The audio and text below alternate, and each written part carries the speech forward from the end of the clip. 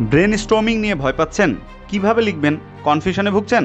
সারাদিন পর একটু রাইটিং নিয়ে লজিক পয়েন্ট রেডি করতেই আইএস দেওয়ার মোটিভেশন আপনার চলে যায়? কিংবা আপনার কাঙ্ক্ষিত ব্যান্ড স্কোর তোলার জন্য কিভাবে লিখলে আইএস এক্সামিনার স্যাটিসফাইড হবেন, এসব চিন্তায় আপনার ঘুম হারাম? এই সব সমস্যার সমাধান পাবেন আমাদের রাইটিং কোর্সে।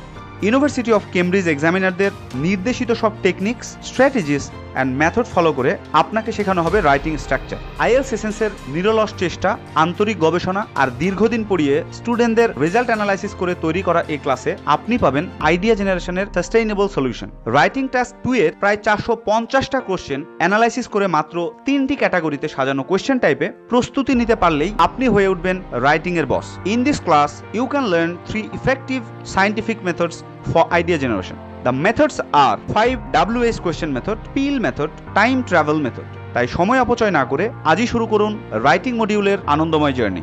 Let's develop your writing success with an exceptional idea generation class. বিসমিল্লাহির রহমানির রহিম। আসসালামু আলাইকুম। This is Juel Ahmed Nejad, writing instructor, IELTS Essence. Let's begin our discussion on idea generation for the writing module.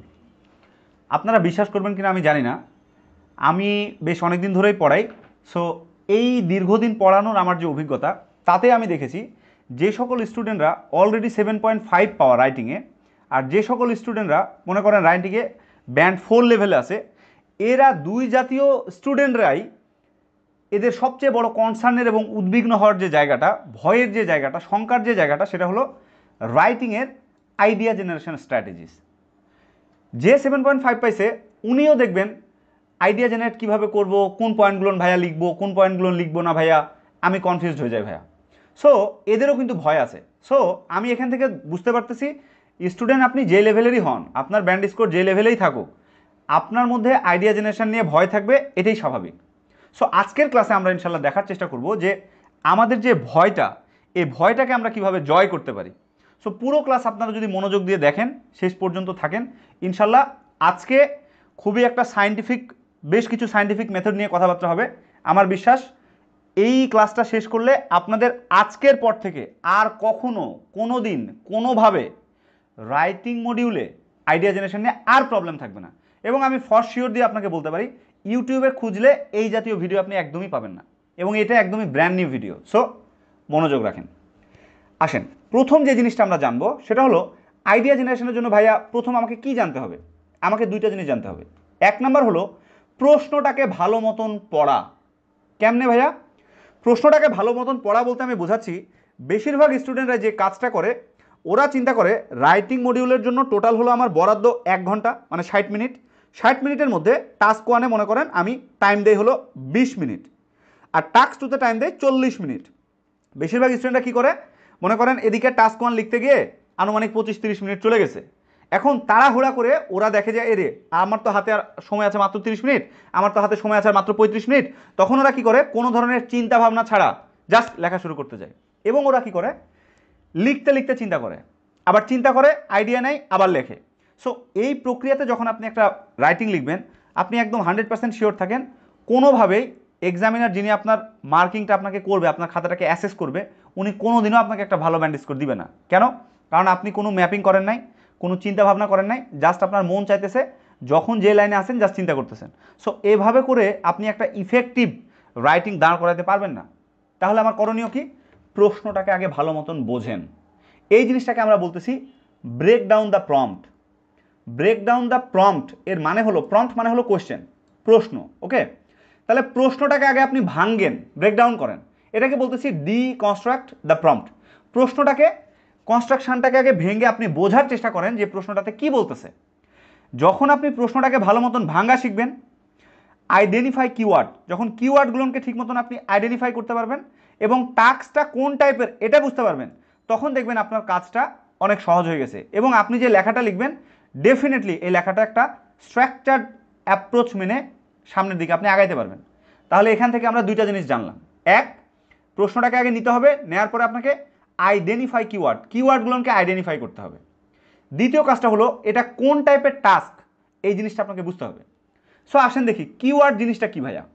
Already আপনারা যারা reading মডিউলে প্রশ্নগুলো solve করছেন বা আপনারা রাইটিং করছেন, আমি বিশ্বাস করি আপনাদের জেনারেশনরা এখন খুবই স্মার্ট, তারা অলরেডি জানেন যে কীভাবে কিওয়ার্ড বের করতে হয়। সো তারপরে আপনাদের বোঝার জন্য আমি বলবো কিওয়ার্ড মানে হলো আপনি মনে করেন একটা প্রশ্ন পাইলেন আইএলসের, এই প্রশ্নের মধ্যে মনে করেন 10 ওয়ার্ডের একটা প্রশ্ন, ফর এক্সাম্পল 10টা এখানে ওয়ার্ড আছে, তাহলে এই 10টা ওয়ার্ডসের মধ্যে কোন 2-3টা ওয়ার্ড সিগনিফিকেন্ট ওয়ার্ড, মূল অর্থটাকে প্রেজেন্ট করতেছে, পুরো প্রশ্নটাকে প্রেজেন্ট করতেছে, এই শব্দগুলোকেই বলা হলো কিওয়ার্ড।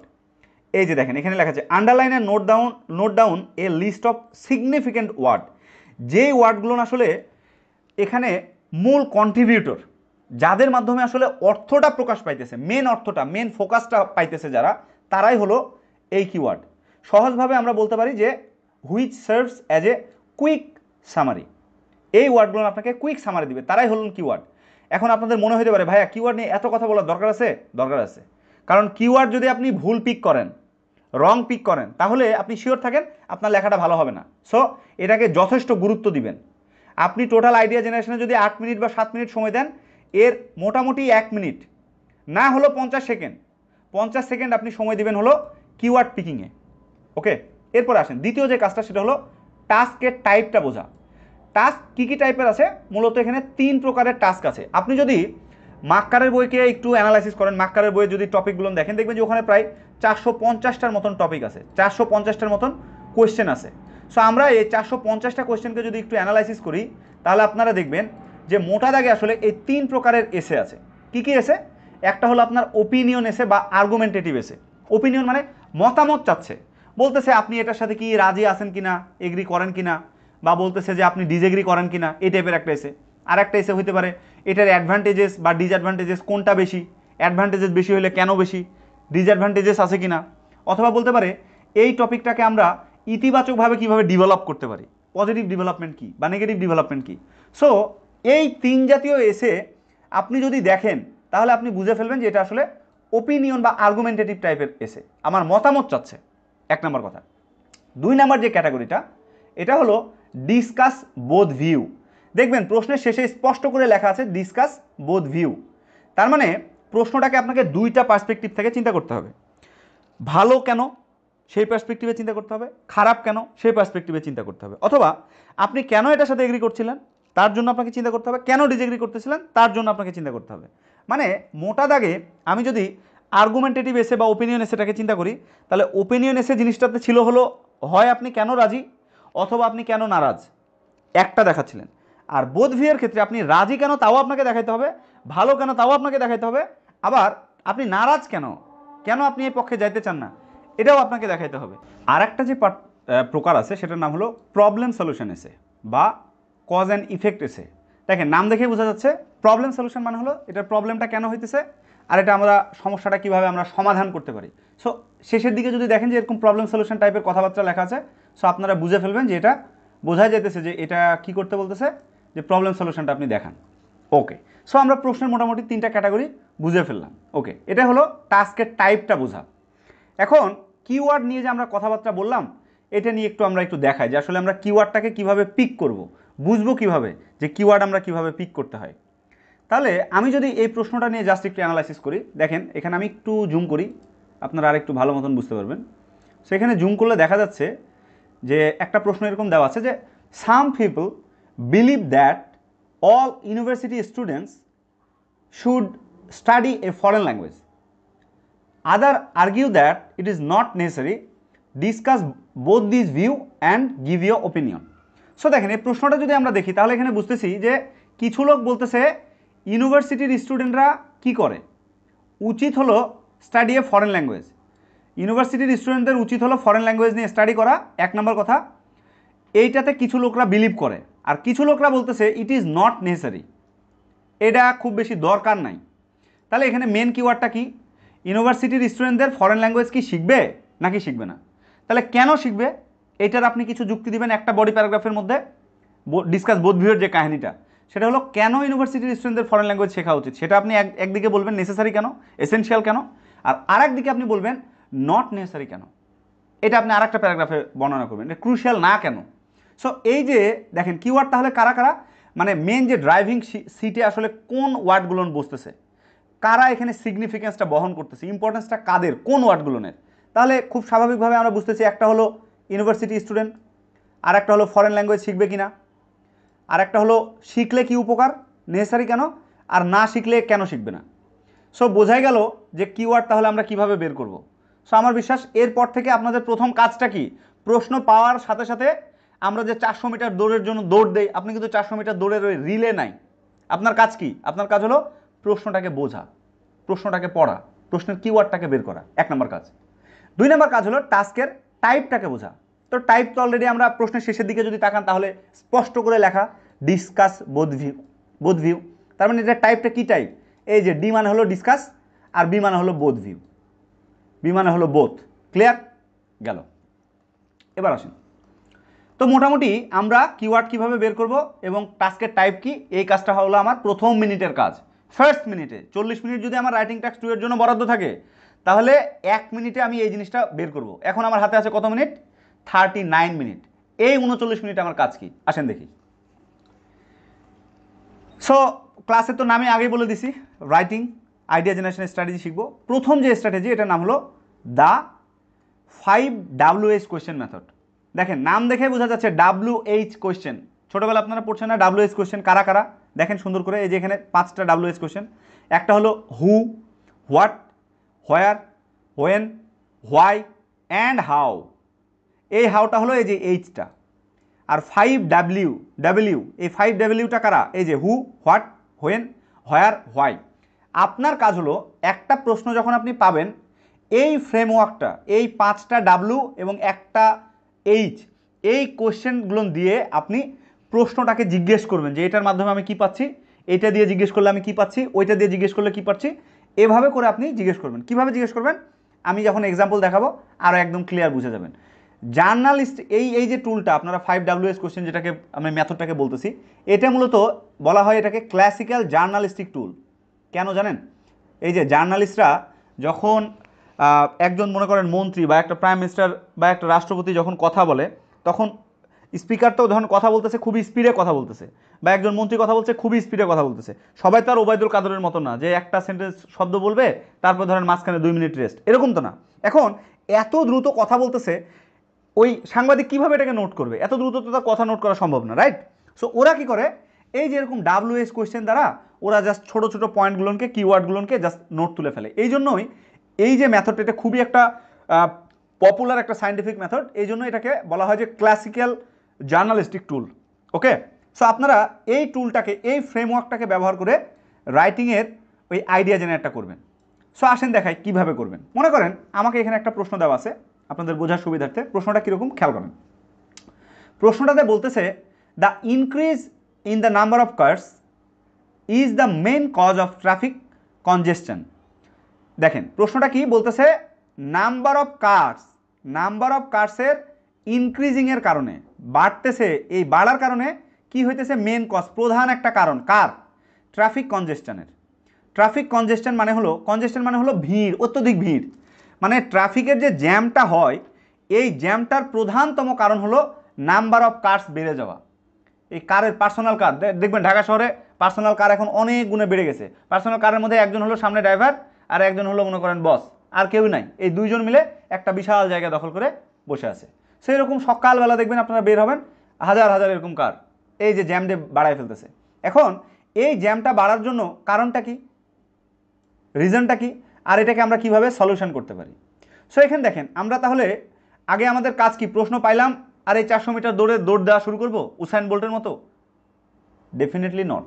তাহলে আমার কাজ কি ভাইয়া, কাজ হলো কিওয়ার্ডগুলোকে বের করা। দেখেন অলরেডি আমি কিওয়ার্ড বের করেই ফেলছি, একটা হলো ইনক্রিজ হলো কিওয়ার্ড, একটা হলো নাম্বার অফ কার্স, আর একটা হলো ট্রাফিক কনজেশন বাড়াই। তাহলে এখানে আপনি লিখে ফেলবেন কিওয়ার্ডের মধ্যে। আমি আবারও বলতেছি পরীক্ষার রুমে ডাইরেক্ট এভাবে কিওয়ার্ড লিখে ফেলবেন আপনি, সবচেয়ে ভালো। কিওয়ার্ড লিখে ফেললে আপনি জানবেন যে কিওয়ার্ডগুলো কারা। তাহলে এখানে 1 নাম্বার কিওয়ার্ড হলো এই যে নাম্বার অফ কার্স, আমি লিখেই ফেললাম, ধরেন number of cars 1 number point. Number of cars বাড়তেছে, ইনক্রিজ হইতেছে, ফলে কি হইতেছে, পয়েন্ট হলো ট্রাফিক কনজেশন হইতেছে, TRAFFIC, ট্রাফিক কনজেশন, কনজেশন। আর লিখলাম না, বুঝে ফেলেন। তাহলে এখানে মেন কিওয়ার্ড কিন্তু নাম্বার অফ কার্স কি হইতেছে, বাড়ায় দিতেছে, ট্রাফিক কনজেশন বাড়ায় দিতেছে, আর উপরে তো দেখতেছেন মেন কজ। তাহলে আর এটা কি কোশ্চেন টাইপ আমি শেষের দিকে অংশ দেখে বুঝতে পারতেছি এখানে প্রবলেম টাইপের কথাবার্তা বলতেছে, আর এই যে অ্যাড্রেসিং কীভাবে করবো, সলিউশন কীভাবে করবো, তাহলে বোঝা যাইতেছে কোশ্চেন টাইপটা কী কোশ্চেন টাইপ, প্রবলেম সলিউশন, সহজ কথা। তাহলে আমি প্রথমে যে জিনিসটা শিখালাম এটা হলো প্রবলেম, আর SOLN মানে হলো সলিউশন। তাহলে প্রথম আপনাদেরকে যেটা শিখালাম সেটা হলো প্রশ্নটাকে পড়বো, পড়ে কিওয়ার্ডটাকে বের করব, করার পরে কি করব, কোশ্চেনের টাইপটা কি সেটা বের করব, শেষ। এবার আমার কাজ হলো যে টেকনিকটা আপনাদেরকে দেখাইলাম যে 5WH কোয়েশ্চেন, এইটার দ্বারা আমরা এটাকে সলভ করব। সো আমরা যদি এখানে আমি লিখি যে 5WH আর কি এই যে কোয়েশ্চেনটা, তাহলে 5W মধ্যে কি আছে, একটা হলো হোয়াট। তাহলে হোয়াট মানে কি, আমরা যে প্রশ্নটাকে সলভ করব এটা আসলে কেন হইতেছে, যে হওয়ার ফলে হোয়াট আর দ্য সলিউশন, আমাদের যে কার বেশি বেড়ে যাওয়ার কারণে, ইনক্রিজ হওয়ার কারণে এই যে ট্রাফিক কনজেশনটা যে বাড়তেছে, তাহলে এটা সলিউশনটা কি, তাহলে এই যে হোয়াট মানে সলিউশনটা কি, হোয়াট দিয়ে আমি প্রশ্ন করব। তাহলে একটা সলিউশন আপনি বলতে পারেন, আপনার মাথায় দেখেন, আপনি চিন্তা করলে আপনার মাথায় আসবে যে সলিউশন একটা কি, একটা হলো পাবলিক ট্রান্সপোর্টটাকে বাড়ানো। কীরকম, যদি বাস রাস্তার মধ্যে ধরেন যোগ্য বাস থাকে, মানে আমার যে স্ট্যান্ডার্ড, আমার যে লিভিং স্ট্যান্ডার্ড এই ওয়াইজ যদি আমি একটা AC বাস পাই, তাহলে আমার তো আর পার্সোনাল কারে যাওয়ার দরকার নেই এত টাকা খরচ করে, রাইট। তাহলে যেমন ধরেন আপনি যদি ঢাকার গুলশান বনানীর দিকে যান, দেখবেন যে ওখানে ঢাকা চাকা নামে একটা বাস চলে, ওই বাসটার কিন্তু রুটটাই হলো জাস্ট গুলশান 1 থেকে গুলশান 2 এর দিকে যাওয়া, ঢাকা চাকা। আপনারা যারা ঢাকা এসেছেন তারা দেখবেন। সো এই যে ঢাকা চাকা থাকার কারণে কি হলো, মনে করেন আমার স্ট্যান্ডার্ড ভালো, আমি মাল্টিনেশনাল কর্পোরেশনে কাজ করি, আমার পার্সোনাল কারের দরকার নাই, আমি এই যে পাবলিক ট্রান্সপোর্টের এই যে এই ধরনের বাসে বা এই ধরনের যাতায়াত করবো আমি, তাহলে কি হলো, আমার পার্সোনাল কার ইউজ করার প্রয়োজন নাই, সো ট্রাফিক কনজেশন হলো না। 2 নম্বর পয়েন্ট হলো সাইক্লিং লেন বানাইতে হবে সাইকেল চালানোর জন্য। ধরেন একমুখী বা দুইমুখী যদি রাস্তা থাকে, ধরেন বাম দিক দিয়ে সাইকেল চালানোর জন্য একটা আলাদা যদি লেন করে দেওয়া হয়, যেটা হয় যে দেখবেন যে রাস্তার মধ্যে দিয়ে সাইকেল যে কোন দিক দিয়ে যাবে কোনো লেন নাই, ফলে কি হয়, ফুটপাতের উপর দিয়ে সাইকেল উঠাই দিতেছে, মোটরসাইকেল ফুটপাতের উপর দিকে উঠাই দিতেছে। কিন্তু যদি লেন থাকতো তাহলে কি হতো, এই যে যাদের মোটরসাইকেল যারা কেনার অ্যাফোর্ডেবিলিটি আছে, যারা মোটরসাইকেল কিনতো বা যাদের পার্সোনাল সাইকেল আছে, তারা কিন্তু এই লেন ধরে যখন চলতো তখন কিন্তু এই ট্রাফিক জ্যামটা কম হইতো, রাইট। একইভাবে আরেকটা যদি পয়েন্ট আমরা ধরি যে ট্রাফিক রুলসের যদি ঠিক মতন ইমপ্লিমেন্টেশন হয়, কীরকম, মনে করেন আপনি পার্সোনাল কার যত্রতত্র দাঁড় করে রাখেন, আপনারা খেয়াল করে দেখবেন যে ঢাকা শহরে ছোট একটু গলি টাইপের বা ধরেন বড় বড় অফিস আছে, ওরা কি করে সকালবেলা এসে মেন রাস্তায় না হলেও যে সাব রাস্তাগুলো থাকে ওই রাস্তার ধারে ধারে এই ধরনের গাড়িগুলো রেখে দেয়। ফলে কি হয়, মনে করেন একটা রাস্তার দিকে তাকাবেন, দেখবেন যে সকালবেলা থেকে ওরা 100টার মতন কার এই জায়গায় পার্কিং করে রেখে দিয়েছে, যেটার জন্য কোনো জায়গাই নাই। ফলে এই যে জায়গাটা তারা দখল করে ফেললো, যেটাতে মানুষ হয়তো হেঁটে যেতে পারতো বা অন্য কোনো গাড়ি যেতে পারতো। সো ট্রাফিক রুলস ঠিক মতো না থাকার কারণে ওরা এই জায়গাটাকে দখল করে ফেলতেছে, ফলে কি হইতেছে, জ্যাম বেড়ে যেতেছে। সো আমরা দেখলাম যে এটা সলিউশনটা আসলে কি, 3টা পয়েন্ট। যদি আমরা ঠিক মতন এই পাবলিক ট্রান্সপোর্টটাকে নিশ্চিত করতে পারি, হ্যাঁ কমফোর্টেবল পাবলিক ট্রান্সপোর্ট যদি আমরা দিতে পারি, সাইক্লিংয়ের জন্য যদি আমরা একটা লেন দিতে পারি, অন্তত একটা সিঙ্গেল লেন যদি থাকে, ট্রাফিক রুলস যদি আমরা ঠিক মতো মেনটেন করতে পারি, তাহলে কিন্তু আমরা এই ট্রাফিক জ্যামটাকে কমায় ফেলতে পারি। এটাই হলো আমার হোয়াট দিয়ে প্রশ্ন করলে এটাই আমরা পাচ্ছি। আপনি চিন্তা করেন, দেখবেন আপনার মাথাতে এইটাও আইডিয়া আসতেছে। এমন না যে আমি খুব এক্সেপশনাল আইডিয়া দিচ্ছি, খেয়াল করলে আপনি বুঝতে পারবেন এগুলো কি খুব এক্সেপশনাল আইডিয়া যেটা আপনি জানেন না। আদৌ তো কি তাই? একবার চোখ বন্ধ করে ভাবেন, মনে হবে আরে ভাইয়া আমি তো এগুলো জানি, কিন্তু আমি তো তখন ভাইয়া ওইভাবে তো আমি চিন্তা করি নাই। এখন থেকে চিন্তা করবেন কিভাবে, এই হোয়াট দিয়ে প্রশ্ন করে। এবার আসেন দ্বিতীয় যে ডাব্লিউ যে কোয়েশ্চেনটা, সেটা হলো হু, মানে কে। তাহলে কে যখন আপনি প্রশ্ন করবেন যে আমরা যে ট্রাফিক জ্যামটাতে হইতেছে কার ইনক্রিজের কারণে, তাহলে এটাতে কে কে কীভাবে আমি কানেক্ট করতে পারি, তাহলে আমরা বলতে পারি যে এটাতে কে আক্রান্ত হইতেছে, অ্যাফেক্টেড হইতেছে কে। তাহলে প্রথম যে পয়েন্ট আপনার মাথায় আসতে পারে সেটা হলো এডুকেশনাল ইনস্টিটিউশন। ছোট বাচ্চারা সকালবেলা স্কুলে যাবে, অথবা ধরেন আপনি একটা ইউনিভার্সিটির স্টুডেন্ট, যেমন আমি পাবলিক ইউনিভার্সিটিতে কী হতো, ধরেন আমি যখন ইউনিভার্সিটিতে পড়তাম সকালবেলা আমাদের 8টার সময় ক্লাস থাকতো। এই 8টার সময় ক্লাস আপনি কীভাবে অ্যাটেন্ড করবেন, রাস্তার মধ্যে এত জ্যাম। তখন কি হয়, এই যে এডুকেশনাল ইনস্টিটিউশনগুলো কিন্তু অ্যাফেক্টেড হইতেছে, ছোটো বাচ্চাগুলো অ্যাফেক্টেড হইতেছে। সো অ্যাফেক্টেড হইতেছে, আপনি বুঝতেই পারতেছেন যে হ্যাঁ এরা অ্যাফেক্টেড হলো। যখন আপনি হু দ্বারা প্রশ্ন করতেছেন, স্বাভাবিকভাবে আপনার মনে হইতেছে ট্রাফিক জ্যামে পড়লে কারা ক্ষতিগ্রস্ত হয়, এডুকেশনাল ইনস্টিটিউশন। আর কারা হয়, বিজনেস ম্যান যারা আছে তারা। বিজনেস বলতে শুধুমাত্র যে আপনার বস তা কিন্তু না, আপনিও তো, আপনি যে একটা বিজনেস প্রতিষ্ঠানে জব করতেছেন, আপনি যে সকালবেলাতে যাবেন, তা আপনি যে আটকে গেলেন না, প্রতিদিন সকালবেলা বসের আপনি ঝাড়ি খাইতেছেন কেন, কারণ এই যে ট্রাফিক জ্যাম। সো কার বেশি বেড়ে যাওয়ার কারণে এই ঘটনাটা হইতেছে, তাহলে আপনি অ্যাফেক্টেড হইতেছেন। এরপরে আমরা যদি তৃতীয় পয়েন্টটা দেখি, ইমার্জেন্সি পেশেন্ট। অনেক সময় খেয়াল করে দেখবেন যে মুমূর্ষু রোগী, একদম শেষ মুহূর্তে আছে, আল্লাহ না করুক, এই জাতীয় রোগীরা দেখবেন যে এত জ্যাম হয়ে গেছে। বাংলাদেশে তো আলাদা করে অ্যাম্বুলেন্স যে যাবে তার জন্য তো বাংলাদেশে কোনো লেন নাই। আপনাদের মনে আছে হয়তো এই যে কিছুদিন আগে, কিছুদিনও না, প্রায় ধরেন 1-2 বছর আগে নিরাপদ সড়ক চায়ের যে আন্দোলনটা হলো, বাচ্চারা যে নিজেরা ট্রাফিকের রুলসটা নিজের কাঁধে যখন তুলে নিল, তখন কিন্তু ওরা একটা ইয়ার জন্য, অ্যাম্বুলেন্সের জন্য একটা আলাদা করে সংরক্ষিত লেন বানাইছিল। বাট বাংলাদেশে এখন আপনি এখন যান, ঢাকা শহরে যান বা যে কোনো জেলা শহরে যান, দেখবেন যে কোনো লেন নাই আলাদা করে অ্যাম্বুলেন্সের জন্য। তাহলে দেখেন একটা মুমূর্ষু রোগী যখন লেনের মধ্যে পড়বে জ্যামের জন্য, ওদের জীবনহানি হতে পারে, রাইট? তাহলে পার্সোনাল কার যদি কম থাকতো, এই কার যদি ইনক্রিজ না হতো, তাহলে কি জ্যাম হইতো না? তাহলে কারা এফেক্টেড হইতেছে? এই যে ইমার্জেন্সি পেশেন্ট। একবার চিন্তা করে দেখেন তো, খুব কঠিন পয়েন্টগুলো আমি বলতেছি, ভাবেন একবার, খুব কঠিন পয়েন্ট এগুলা? Definitely not. দেখেন আপনার কনফিডেন্ট আসতেছে না? আলহামদুলিল্লাহ, এভাবে আসবে। অনেক সহজ জিনিস, জাস্ট আমরা ভয় পাই বলেই আমাদের ভয় লাগে।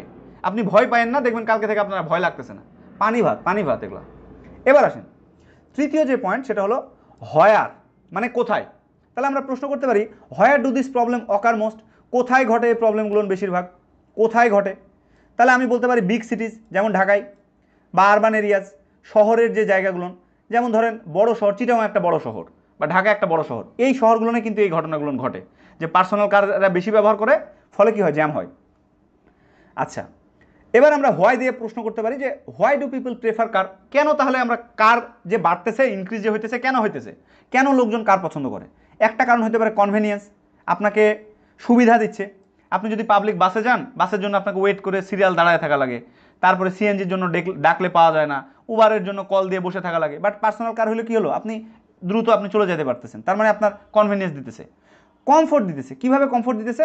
মনে করেন বাসের মধ্যে ঘেমে ঘেমে আপনি ধরেন ঝুলে ঝুলে যাইতেছেন, জীবন শেষ। বাট আপনার যদি পার্সোনাল কার থাকে, আপনি এসি ছেড়ে দিলেন, আরামসে গেলেন। সেই যে কমফোর্ট দিতেছে। আর কি হইতেছে? দ্রুত আপনি যাইতে পারতেছেন, মানে টাইম সেভ করতেছেন। দেখেন কতগুলো পয়েন্ট অলরেডি কিন্তু বানাই ফেলছি। এরপরে আমরা যদি হোয়াই দিয়ে প্রশ্ন, তো এতগুলো শেষ আমাদের মোটামুটি। ডাব্লু দিয়ে কোশ্চেন শেষ। এবার আমরা এইচ দিয়ে ধরেন হাউ, কিভাবে হয়? তাহলে আমরা বলতে পারি how can we encourage alternatives? এর তাহলে বিকল্প কি? আমরা যে কনজেশনটা যে কমাবো, ভিড়টা যে কমাবো, জ্যামটা যে কমাবো, কেমনে কমাবো? অল্টারনেটিভস কি, বিকল্প কি? বিকল্প হলো গভর্নমেন্ট যদি এটাকে সাবসিডাইজ করে, ধরেন গভর্নমেন্ট নিজের থেকে কিছু প্রণোদনা দিল, কিছু ছাড় দিল। যেমন বাংলাদেশে এখনও কিন্তু চালু আছে যে স্টুডেন্টদের জন্য হাফ ভাড়া। এই যে এটা কিন্তু সরকার রুলস যদি না করতো, তাহলে স্টুডেন্টদেরকে কিন্তু ফুল ভাড়া দেওয়া লাগতো, রাইট? সো এরকম যদি করে যে যারা নতুন জব পাইছে, ধরেন আপনার যদি জবে জয়েনিংয়ে 1 বছর ধরে হয় বা 2 বছরের মধ্যে, আপনার জন্য কিছু সাবসিডাইজ পাবেন। অথবা যারা সিনিয়র জব হোল্ডার, ধরেন যাদের বয়স 40-এর উপরে বা 45-এর উপরে বা 50-এর উপরে, তাদের জন্য একটা ছাড় আছে। তাহলে কি হবে? ওদের জন্য ধরেন একটা আলাদা ধরনের গাড়ি। এই যে এইভাবে যদি সাবসিডাইজ করে, তাহলে কি হবে? পার্সোনাল কার ব্যবহারের প্রয়োজন হবে না। তাহলে কি জ্যামটা কমে যাবে। অথবা আমরা অ্যাওয়ারনেস ক্যাম্পেইন চালাতে পারি, পাবলিক অ্যাওয়ারনেস, মানুষদেরকে সচেতন করতে পারি আমরা। এভাবে কিন্তু আমরা এই জ্যামগুলোকে রোধ করতে পারি, রাইট? সো এখন দেখেন, আমি মোটামুটি এই 7-8 মিনিট যে চিন্তাভাবনা করলাম, ব্রেন স্ট্রমিং নিয়ে যে কথাবার্তাগুলো বললাম, যেই পয়েন্টগুলো বললাম, আপনাদের কাজ কিন্তু আইডিয়া জেনারেশনের জন্য এইভাবে করে ছোট ছোট পয়েন্টগুলো করে কোলোকেশন আকারে পয়েন্টগুলো লিখে ফেলা। যেমন এখানে লিখছি পাবলিক ট্রান্সপোর্ট, যেমন লিখছি এডুকেশনাল ইনস্টিটিউশন, যেমন লিখছি বিগ সিটিজ, কনভেনিয়েন্স। সো এভাবে করে আপনারা আইডিয়া জেনারেট করবেন। কোন আইডিয়া ব্যবহার করে? এই যে the 5 WS question method. Clear সবাই? কমেন্টে জানাবেন। এরপরে দ্বিতীয় যে পয়েন্টটি আমরা এখন কথা বলবো, এটা হলো পিল মেথড। পিল মেথড কীরকম? আগে যেরকম একটা সায়েন্টিফিক মেথড পড়লাম, এটার মোটামুটি কাছাকাছি। বাট এই পিলটা হলো একটা অ্যাক্রোনিম, একটা শর্ট ফর্ম দেওয়া আছে। তাহলে পিল মেথডের আমরা যদি ফুল ফর্ম দাঁড় করাই, তাহলে P for political, E for economical, E for environmental, আর এল ফর লাইফস্টাইল। কেমন লাইফস্টাইল? Social lifestyle. তাহলে আমরা একটা প্রশ্ন যখন পাবো, তখন আমাদেরকে দেখতে হবে এই 4টা ক্রাইটেরিয়ার মধ্যে আমার এই প্রশ্নটা স্বতঃসিদ্ধ হচ্ছে কিনা, যাচ্ছে কিনা। আমি জাস্ট প্রশ্ন করে করে দেখব যে এগুলোর সাথে যাচ্ছে কিনা। ফর এক্সাম্পল ধরেন একটা আপনি যে প্রশ্নটা আপনি পেলেন, প্রশ্নের সাথে মনে করেন ইকোনমিক্যাল টার্মটা বা পলিটিক্যাল টার্মটা খুব একটা যাচ্ছে না, তাহলে আপনি জাস্ট পলিটিক্যাল টার্মটা অমিট করে দিবেন, বাদ দিয়ে দিবেন, এটা নিয়ে চিন্তা করবেন। তাহলে বাকি যে 3টা পয়েন্ট আছে, এই যে ই ফর ইকোনমিক্যাল, এনভায়রনমেন্টাল আর লাইফস্টাইল, এই 3টা পার্সপেক্টিভে আপনি চিন্তা করবেন। নট নেসেসারি যে আপনাকে 4টা পয়েন্টেই চিন্তা করতে হবে। যার সাথে যেটা যাবে, যেটা রেলিভেন্ট, যেটা লজিক্যাল, জাস্ট আপনি ওইটা নিয়ে চিন্তা করবেন। এখন আসেন পিল মেথড ব্যবহার করে কিভাবে আমরা সলভ করতে পারি একটা এক্সাম্পল দেখাই যেন আপনাদের জন্য সহজ হয়ে যায়। তাহলে আমি এক্সাম্পলের টপিকটা পড়ি, প্রশ্নটা দেখেন কি বলতেছে। Many Bangladeshi students are choosing to study abroad to pursue their ambition. To what extent do you agree or disagree with the statement and what are the reason behind the trend. দেখেন প্রশ্নটা বলতেছে যে বাংলাদেশি স্টুডেন্টরা, দেখেন আমি কিন্তু অলরেডি কিওয়ার্ডে ঢুকে গেছি কিন্তু বুঝেন, বাংলাদেশি স্টুডেন্টরা চুজ করতেছে, কি চুজ করতেছে? স্টাডি অ্যাব্রোড, বিদেশে গিয়ে পড়াশোনা করতে। কেন? পারসিউ দেয়ার অ্যাম্বিশন, তাদের যে উচ্চাকাঙ্ক্ষা, এই উচ্চাকাঙ্ক্ষা পূরণের জন্য ওরা স্টাডি অ্যাব্রোডটাকে চুজ করতেছে। কারা? বাংলাদেশি স্টুডেন্টরা। তাহলে এই যে চারটা জায়গায় আমি দাগ দিছি না, এই চারটাই হলো কিওয়ার্ড। তাহলে এই কিওয়ার্ডের ঘরে আপনি এই 1 নম্বরে লিখবেন কি? বাংলাদেশি স্টুডেন্ট, 2 নম্বরে লিখবেন কি? চুজিং, 3 নম্বরে লিখবেন কি? স্টাডি অ্যাব্রোড, আর 4 নম্বরে লিখবেন অ্যাম্বিশন। তাহলে কিওয়ার্ড অলরেডি লেখা শেষ। আর দেখেন নিচের দিকে যদি একটু তাকান তাহলে সুন্দর করে লেখা আছে agree or disagree. To what extent do you agree or disagree. তার মানে এটা কি টাইপের কোশ্চেন? হয় এগ্রি টাইপের কোশ্চেন, এ ফর এগ্রি আর ডি ফর ডিসএগ্রি। কথা শেষ। এবার আসেন কিভাবে সলভ করতে হবে। তাহলে আমরা এই প্রশ্নটাকে সলভ করব এই চারটা টেকনিকে। কোন চারটা? পলিটিক্যাল কিনা, ইকোনমিক্যালি কিনা, এনভায়রনমেন্ট কিনা, আর লাইফস্টাইলে কী ধরনের ইফেক্ট আছে। তাহলে আসেন এই ফ্রেমওয়ার্কটা ব্যবহার করে আমরা কিভাবে এই জিনিসটাকে সলভ করতে পারি। ফ্রেমওয়ার্কের নাম কি? PEEL। হারায় যায় না কিন্তু, ক্লাসের মধ্যে থাকেন, ওকে, এবং মিলায়া দেখেন যে এত কঠিন যে লাগে আইডিয়া জেনারেশন আসলে কি কঠিন কিনা। তাহলে প্রথমে পি ফর কি? পলিটিক্যাল। তাহলে এই যে প্রশ্নটা আমরা পড়ে এলাম যে বাংলাদেশি স্টুডেন্টরা চুজ করতেছে বিদেশে পড়তে যাওয়াকে, এইটাকে আপনি পলিটিক্যাল সেন্সে চিন্তা করেন যে think about how governments policies and laws affect this, কীভাবে এটার উপর এটাকে অ্যাফেক্ট করে। পলিটিক্যাল যে কোনো পলিসিস বা লজ যেগুলো আছে গভর্নমেন্টের, এই জিনিসগুলো কীভাবে এটাকে অ্যাফেক্ট করতেছে। তাহলে আমরা প্রথম পয়েন্ট বলতে পারি যে সরকারি কোনো পলিসিস আছে কি না যেটা স্টুডেন্টদেরকে এই দেশটা যে ত্যাগ করবে তার জন্য তাদেরকে ডিসকারেজ করতেছে কিনা বা এনকারেজ করতেছে কিনা, তাদেরকে কি অনুপ্রাণিত করতেছে নাকি তাদেরকে যাইতে বারণ করতেছে, ডিসকারেজ করতেছে। চিন্তা করেন সরকারের কি এরকম কোনো পলিসিজ আছে আদৌ? যদি থাকে সেটা কি লেখা। 2 নম্বর পয়েন্ট বলতেছে laws bringing back talented individuals. এই যে আপনারা প্রায়ই একটা টার্ম আমরা শুনি ব্রেন ড্রেন, শুনছেন না? ব্রেন ড্রেন, যে আমাদের মেধাবী স্টুডেন্টরা এই যে বাংলাদেশে থাকতেছে না, ট্যালেন্টেড লোকেরা এই যে বিদেশে চলে যাইতেছে, তো এইটাতে কি হইতেছে? ব্রেন ড্রেন হইতেছে, আমাদের দেশের জন্য ক্ষতি হইতেছে, রাইট? তাহলে এই জিনিসটাকে আমরা কিভাবে রোধ করতে পারি, বা সরকারি পলিটিক্যাল কোনো লজ আছে কিনা, কোনো আইন আছে কিনা যে এই ট্যালেন্টেড স্টুডেন্টগুলোকে, ইন্ডিভিজুয়ালসগুলোকে বাংলাদেশে আবার ব্যাক করে নিয়ে আসবে? কোনো রুলস কি আছে বাংলাদেশে, লজ কি আছে বাংলাদেশে? সেটা যদি থাকে তাহলে কি সেটা, এটা নিয়ে আমরা 1-2 লাইন লিখবো বডি প্যারাগ্রাফে গিয়ে। এরপরে মনে করেন economic, E for economic. Economic মানে কি? অর্থনৈতিক, বোঝা যাইতেছে যে এখানে হয়তো টাকা রিলেটেড কথাবার্তা, জব রিলেটেড কথাবার্তা বা ইকোনমি রিলেটেড কথাবার্তা। তাহলে এই যে বাংলাদেশি স্টুডেন্টরা বিদেশে পার্সিউ করার জন্য, তাদের হায়ার এডুকেশন পার্সিউ করার জন্য তারা যে চলে যেতেছে, তাদের অ্যাম্বিশনটাকে পার্সিউ করতেছে, কেন করতেছে? এখানে ইকোনমিক কোনো কানেকশন আছে? যেমন ইকোনমিক ডেভেলপমেন্ট হইতেছে, স্টুডেন্টরা মনে করতেছে আমরা যদি বিদেশে যাই, বাংলাদেশে থাকলে হয়তো সর্বসাকুল্যে আমার হয়তো স্টার্টিংয়ে স্যালারি হয়তো 25,000 টাকা বা ম্যাক্সিমাম হয়তো 30,000 টাকা। আপনারা শুনলে অবাক হবেন, বাংলাদেশে আমি তো ইঞ্জিনিয়ারিং পড়ে আসছি, আমি আসলে জানি ইঞ্জিনিয়ারদের দেখা গেল স্টার্টিং স্যালারি শুরুই হয় 25,000 টাকা দিয়ে। দেখবেন যে সে ডুয়েট থেকে পাস করতেছে, বাট তার স্টার্টিং স্যালারি হলো মাত্র 25,000 টাকা। আবার আপনারা কথা বলে জানতে পারবেন, দেখবেন যে মেডিকেল থেকে পাস করছে, MBBS করছে বা BDS করছে, ওদের স্যালারি শুরু হয় হলো 20,000 টাকা থেকে। ইন্টার্নি ডাক্তার যারা আছে তাদের স্যালারি 20,000 টাকা থেকে শুরু হয়। দেখেন 27 বছর ধরে একটা স্টুডেন্ট পড়ালেখা করতেছে, তার স্টার্টিং স্যালারি, বাংলাদেশের যারা টপ স্টুডেন্ট, যারা টপেস্ট, যারা প্রথম সারির স্টুডেন্টরা তো ইঞ্জিনিয়ারিং মেডিকেল পড়তেছে, ওদের স্যালারি শুরু হয়েছে মাত্র 25K। Can you imagine? এই 25K দিয়ে তারা কি করবে? সো ইকোনমিক ডেভেলপমেন্ট বাংলাদেশে হচ্ছে না, সো ওরা কী করতেছে? বিদেশে চলে যেতেছে, এই যে রেমিটেন্স পাঠাইতেছে তারা। অথবা তারা মনে করতেছে আমরা যদি বিদেশে যাই তাহলে আমরা হাই কোয়ালিটি এডুকেশন পাচ্ছি। এই যে তার মানে এটা কার সাথে ইন্টার রিলেটেড? ইকোনমিক ডেভেলপমেন্টের সাথে। সো ইকোনমিকের সাথে, ইকোনমিক ব্যাপারটার সাথে ইন্টারকানেক্টেড। সো দেখেন আপনি যখনই ইকোনমিক লিখবেন তখনই কিন্তু আপনি বুঝে যাবেন যে স্টুডেন্টরা কেন বিদেশ যেতে চায়।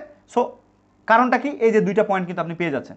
দেখেন অটোমেটিক কিন্তু আপনি জাস্ট খালি ইকোনমিক জানলেই আইডিয়া জেনারেট কিন্তু হয়ে যেতেছে, আপনাকে কিন্তু কিছুই করা লাগতেছে না, জাস্ট পয়েন্টটার দিকে তাকাচ্ছেন। দেখতেছেন কত ইফেক্টিভ মেথডগুলো? খেয়াল করেন কিন্তু। সো আপনাদেরকে কিন্তু এটা কাজে লাগাইতে হবে, যা শোনার জন্য শুনলাম আর দেখার জন্য দেখলাম, এরপরে আর কোনো প্র্যাকটিস করলাম না, ভাই আর ভিডিও তো আবার পাবোই, এই আশা করে থাকেন না। এটাকে কিভাবে ইমপ্লিমেন্ট করতে হবে আপনারা মাক্কারের বইয়ের এই টপিকগুলো দেখে দেখে প্র্যাকটিস করবেন। এরপরে আরেকটা যে পয়েন্ট, ই ফর এনভায়রনমেন্টাল। দেখেন এখানে কিন্তু স্টুডেন্টরা বিদেশে কেন পড়তে যাইতে চায়, তাদের অ্যাম্বিশন তারা কেন পার্সিউ করতে চায়, এটার সাথে কিন্তু পরিবেশগত কোনো কানেকশন নাই, রাইট?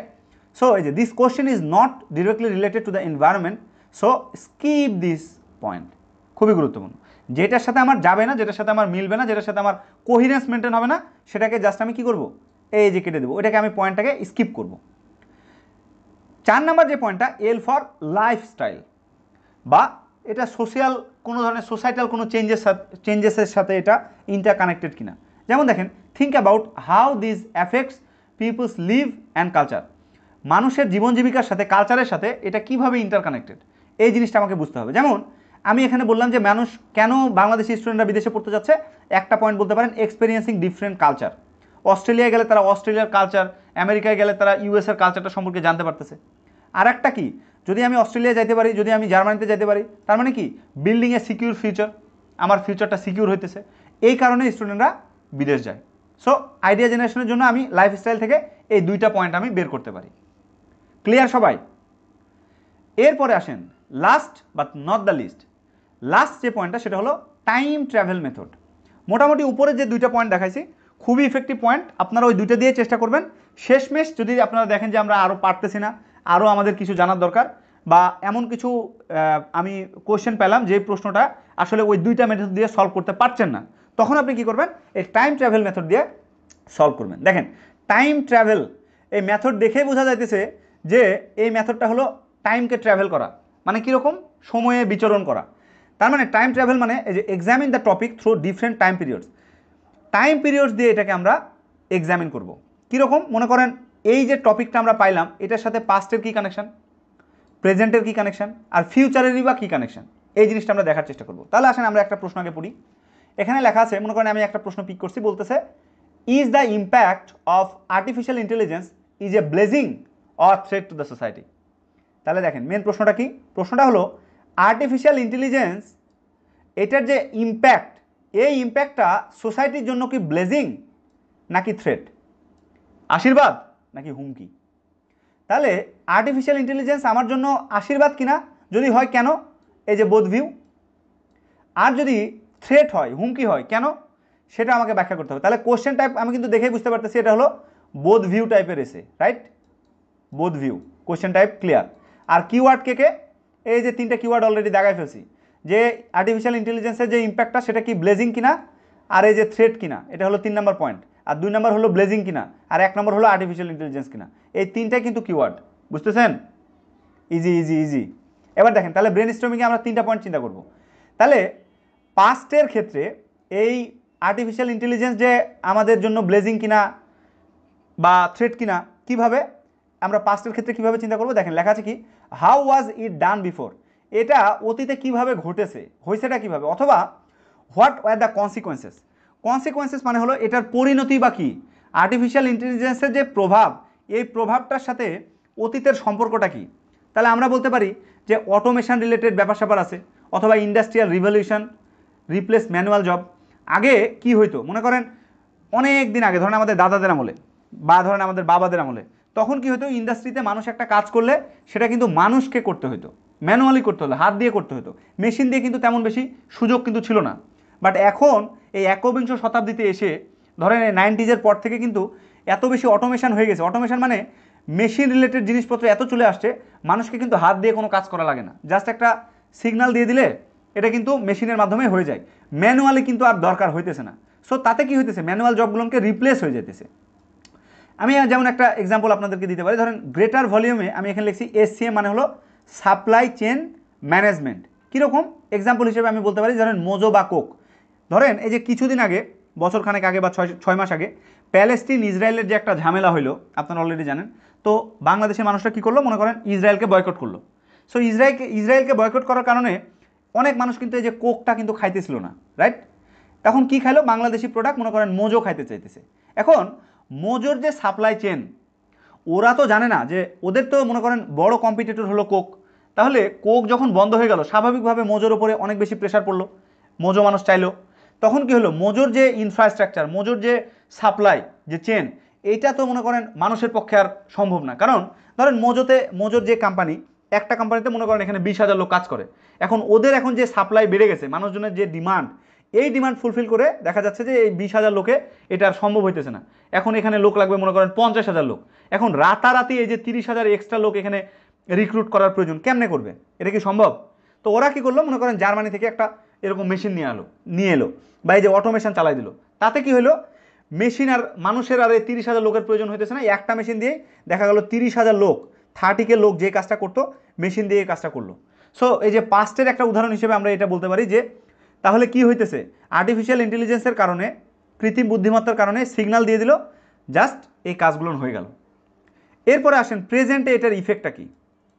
তাহলে what is the current situation, বর্তমান যে পার্সপেক্টিভ বা বর্তমান যে সিচুয়েশান, এটার সাথে এআইয়ের প্রভাবটা কি, আর্টিফিশিয়াল ইন্টেলিজেন্সের প্রভাব কি, এবং এই আর্টিফিশিয়াল ইন্টেলিজেন্সের ফলে what are the immediate effects, কী ধরনের প্রভাব পড়তেছে মানুষের মধ্যে।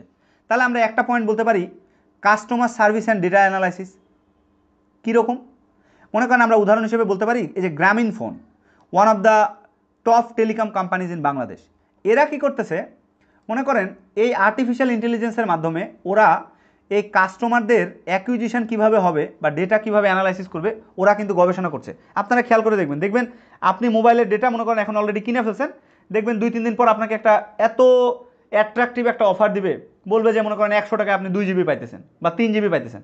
বাট যখনই দেখবেন আপনার ডেটার মেয়াদ প্রায় শেষ, ধরেন আপনাকে আগামীকালকে ডেটা কেনা লাগবে বা পরশুদিন ডেটা কেনা লাগবে, দেখবেন যে এখন আপনি দেখবেন কোনো অফারই পাইতেছেন না। তার মানে কি, এরা এই তথ্যটা জানে কিভাবে? ওরা কিন্তু এই আর্টিফিশিয়াল ইন্টেলিজেন্স ব্যবহার করে ওদের হিউজ বিগ ডেটা, অনেক বড় বিশাল বিশাল ডেটা, ওরা কি করে, এটাকে অ্যানালাইসিস করে। সব কিসের মাধ্যমে? এই যে আর্টিফিশিয়াল ইন্টেলিজেন্সের মাধ্যমে। আবার আরেকটা পয়েন্ট আমরা বলতে পারি এথিক্যাল কনসার্ন। এই জিনিসটা কি? এথিক্যাল কনসার্ন মানে আমাদের এই আর্টিফিশিয়াল ইন্টেলিজেন্স ব্যবহার করে আপনারা খেয়াল করে দেখবেন এই যে ডিপ ফেক করে। কীরকম ডিপ ফেক? মনে করেন কিছুদিন আগে একটা ভাইরাল হয়েছিল যে প্রিয়াঙ্কা চোপড়ার মুখ, মনে করেন বডিটা হলো প্রিয়াঙ্কা চোপড়ার না অন্য কারো বডি, বাট মুখটা প্লেস করে দেওয়া হয়েছে প্রিয়াঙ্কা চোপড়ার দ্বারা। তাতে কি হয়েছে, মানুষটা কিন্তু সে না, বাট প্রিয়াঙ্কা চোপড়ার এই যে একটা ভিডিও, একটা খারাপ একটা ভিডিও মনে করেন ভাইরাল হলো, বা ইউটিউব বা সোশ্যাল মিডিয়াতে এই ধরনের খারাপ জিনিস একটা দিয়ে দিল। সো আর্টিফিশিয়াল ইন্টেলিজেন্সের কিন্তু এটা একটা খারাপ একটা ব্যাপার, যে এথিক্যালি, নৈতিকভাবে এটা কিন্তু ভালো জিনিস না। সো এথিক্যাল কনসার্নও কিন্তু একটা দুশ্চিন্তার একটা ব্যাপার কিন্তু আছে, রাইট? সো এটা কিন্তু একটা আর্টিফিশিয়াল ইন্টেলিজেন্সের একটা খারাপ দিক। সো আমরা যখন আইডিয়া জেনারেট করবো, পয়েন্ট যখন বানাবো, তখন কিন্তু এথিক্যাল কনসার্ন নিয়ে আমরা কিছু কথাবার্তা আমরা কোনো একটা বডি প্যারাগ্রাফে আমরা কিন্তু চাইলেই বলতে পারি, সেটা আমরা প্রেজেন্টে বলতে পারি। আর ফিউচারের ক্ষেত্রে আমরা কি বলতে পারি, what are the long term implications, দীর্ঘমেয়াদী কী ধরনের ঝামেলা বা প্রবলেম হইতে পারে, এটা হইতে পারে আর্টিফিশিয়াল ইন্টেলিজেন্স রিলেটেড। আর একটা বলতে পারি যে what it could be lead to, এটা কোন দিকে আমাদেরকে আসলে ধাবিত করতেছে, কোন দিকে আমাদেরকে নিয়ে যাইতেছে। যেমন হইতে পারে আর্টিফিশিয়াল ইন্টেলিজেন্স যখন অনেক বেশি মাত্রায় আমরা ব্যবহার করব, এটার যখন ইমপ্লিমেন্ট অনেক বেশি মাত্রায় বেড়ে যাবে, তখন কি হবে, ম্যাসিভ জব ডিসপ্লেসমেন্ট হবে, অনেক লোক চাকরি হারায় ফেলবে। এখনই তো হইতেছে। আগে যেমন স্ক্রিপ্ট রিলেটেড করা, স্ক্রিপ্ট লেখার জন্য অনেক সময় ধরে আপনাকে স্ক্রিপ্ট লিখতে হতো, অনেক চিন্তা ভাবনা করা লাগতো। বাট এখন আপনি জাস্ট একটু গুগলে দেখবেন, এই যে জেমিনিতে সার্চ দিলে বা চ্যাট জিটিপিতে সার্চ দিলে দেখবেন দ্রুতই আমরা তথ্য পেয়ে যেতেছি। তার মানে কি, এই আর্টিফিশিয়াল ইন্টেলিজেন্স আসার কারণে কিন্তু অনেক মানুষের জব চলে যেতেছে। আপনি দেখবেন জেমিনিতে সার্চ দিলে কিন্তু লোগো বানায় ফেলে দ্রুতই। আবার কিন্তু দেখবেন আপনি ভিডিওর জাস্ট প্রম্পট লিখে দিবেন, দেখবেন দ্রুতই আপনাকে 5 মিনিটের একটা ভিডিও বানায় ফেলতেছে। তার মানে কি, ভিডিও যারা এই যে এডিট করে, যারা ভিডিও এডিটর অথবা যারা গ্রাফিক্স ডিজাইনার, ওদের কাজ কিন্তু অনেক কমায় ফেলছে। মানুষজন কিন্তু এখন সার্চ দিলে 2 সেকেন্ডের মধ্যে, 5 সেকেন্ডের মধ্যে জিনিস বানায় ফেলতেছে। তার মানে কি, এই যে জব ডিসপ্লেসমেন্ট হইতেছে, মানুষের জব হারায় ফেলতেছে। আর একটা জিনিস হইতে পারে যে অ্যাড্রেসিং কমপ্লেক্স প্রবলেম বা ডিজিজ, জটিল কোনো রোগের সমাধান, যেহেতু এগুলো এখন আর্টিফিশিয়াল ইন্টেলিজেন্স ব্যবহার করে কিন্তু এখন অনেক গবেষণা হইতেছে, রিসার্চ পেপার বের করা হইতেছে, অনেক রিসার্চের কাজে আমরা এই রোবটগুলোকে বা আর্টিফিশিয়াল ইন্টেলিজেন্সকে আমরা কিন্তু ব্যবহার করতেছি। ফলে কী হবে, খুব সুদূর ভবিষ্যতে দেখবেন যে মানুষজন ক্যান্সারের এখনও টিকা হয়তো, ভ্যাকসিন হয়তো আবিষ্কার হয় নাই, বাট দ্রুতই দেখা গেল ক্যান্সারের ভ্যাকসিন, এই ডিজিজের কিন্তু এটা আবিষ্কার হয়ে যেতে পারে, রাইট?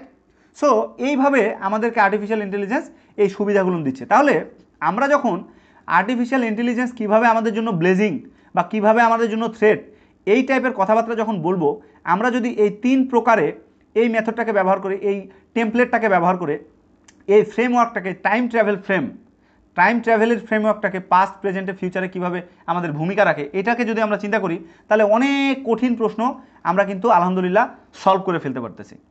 সো আজকের ক্লাসে আমি জাস্ট একটু যদি রিক্যাপ দিই, ধরেন আমরা 3টা মেথড পড়লাম। একটা লাস্টে যে মেথডটা পড়লাম টাইম ট্রাভেল, আর একটা পড়লাম পিল মেথড, আর আরেকটা পড়লাম হলো WS question, 5 WS question. So আমরা এই 3 পদ্ধতিতে যে কোনো প্রশ্ন আপনি বাসায় একটু ট্রাই করে দেখবেন, যে কোনো প্রশ্ন জাস্ট আপনি প্রশ্নটাকে পড়েন, কিওয়ার্ডটাকে মার্ক করে এটা কোন টাইপের কোশ্চেন, জাস্ট টাইপটাকে ডিফাইন করার পরে এই যে 3টা আপনাদেরকে ফ্রেমওয়ার্ক বা মেথড আমি পড়ালাম, এই 3টা মেথড নিয়ে জাস্ট একটু অ্যানালাইসিস করেন, ইনশাল্লাহ দেখবেন আপনাদের জন্য আইডিয়া জেনারেশনের অনেক কঠিন জিনিস অনেক বেশি সহজ হয়ে যাবে। আমি বিশ্বাস করি আপনারা এতদিন যে একটা কনফিউশনের মধ্যে ছিলেন, যে একটা ভয় দ্বিধার মধ্যে ছিলেন, আজকের পর থেকে আইডিয়া জেনারেশন নিয়ে আর কোনো প্রবলেম থাকবে না। আপনারা সত্যিকারই যদি আমার ক্লাস থেকে উপকৃত হন, আপনারা যদি প্রিভিলেজড হন, আপনাদের যদি ভালো লাগে, এটা ইফেক্টিভ মনে হয়, কমেন্ট সেকশনে জানাতে ভুলবেন না। আপনারা চাইলে আমাকে আমার পার্সোনাল নাম্বারে হোয়াটসঅ্যাপে আপনারা আমাকে নক করতে পারেন, অথবা পেজের ইনবক্সে নক দিলে আপনারা আমাকে পাবেন। ইনশাল্লাহ আপনাদের সাথে নেক্সট কোনো ক্লাসে দেখা হবে নতুন কোনো টপিক নিয়ে। ততক্ষণ পর্যন্ত আপনাদের আইএস জার্নি সুন্দর হোক, শুভ হোক। ততক্ষণ পর্যন্ত আপনাদের সুস্বাস্থ্য কামনা করে আজকের মতো এখানে শেষ করছি।